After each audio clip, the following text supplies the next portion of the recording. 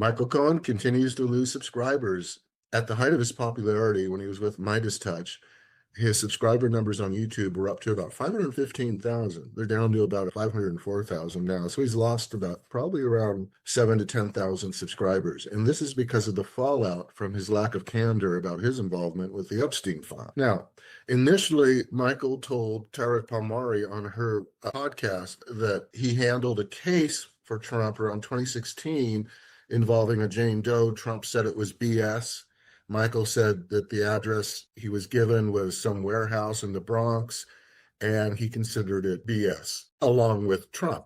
At least that was the inference, okay? Now, number one, knowing Trump, never believe their client, okay? Come on, Michael. I mean, Trump lies every time he moves his lips. So we don't buy it there from the start. Then he said Trump never mentioned Epstein, not once in all their 15 years that Michael and Trump were together. That's kind of hard to believe, but okay. Then we get the Epstein files, and we see that within the Epstein files, Michael is seeking a commutation or reduction in his sentence under a federal Rule 35, that if he has really good stuff to give to the feds about something else, that they can act on, that he can, take advantage of that and get a reduction in his own sentence. And he had been convicted at that time of a felony, at least one felony, if not more. So the Rule 35 information Michael offered to give was about Trumpstein. That's okay. That's real. We're going to go with it.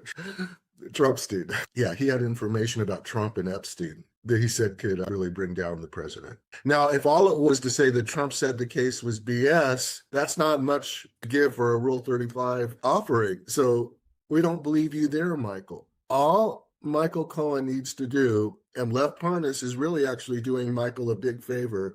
Michael just needs to come clean. If he made mistakes in how he phrased things, maybe because he was trying to protect attorney-client privilege, I don't know. He should come clean. But right now, I listened to Michael on his podcast, and this is why he's losing subscribers. He needs to come clean on this, and this is why he's losing subscribers. He's talking about Commerce Secretary Howard Lutnick today, who we shall now call officially Nutlick. And he's calling out Nutlick for being less than transparent on his own involvement with the Trumpstein files, the Epstein files. Lutnick went on a New York Post video broadcast, whatever they do, and told the reporter that he thought Epstein was a creep. He only saw him once in 2005 because they lived next door and they met, and he was creeped out by the massage table in the center of one of the rooms in his expansive, mansion. But the truth is, he went into business with Epstein. He visited Epstein's island, and whether he committed a direct crime, he's complicit. This stinks. Everyone knew by 2000, and when he went to Epstein Island, this was like 2012, I think, and he was sailing on his yacht. Yeah, okay, nice. And he went to Pedophile Island with his kids. Now, let me tell you something. I've got kids, too. I've got 3 kids. I don't have as many nannies as Nutlick, but I got my kids, and I take care of them.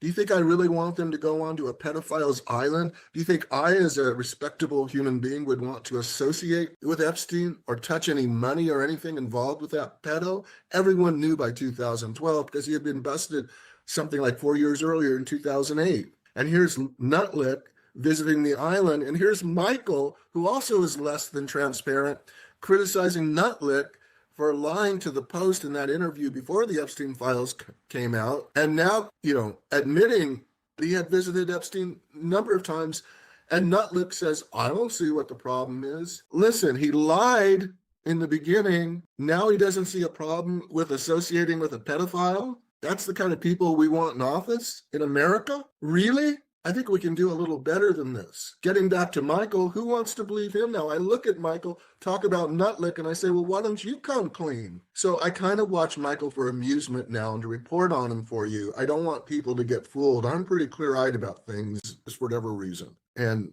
I can self-reflect on that, but I think I see things the way that are factual, okay?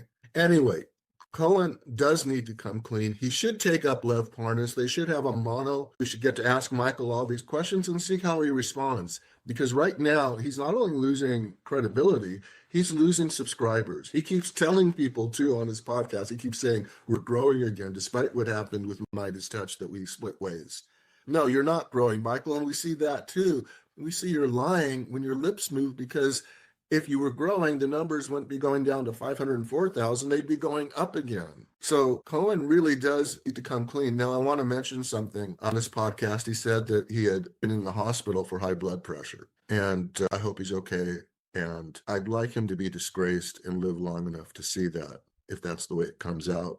Also, I'd like to see him just be truthful about the Epstein files and say what he knows. Maybe he knows something really important. He said he did. If he does, he should come clean on it. This is David Steinman. I'm the author of Raising Healthy Kids, Protecting Your Children from Hidden Chemical Toxins. You can get it at Amazon.com. You can use the link in this post. You can subscribe to my YouTube podcast at David Steinman _author. Okay, I'll talk to you next time. Let me know what you think.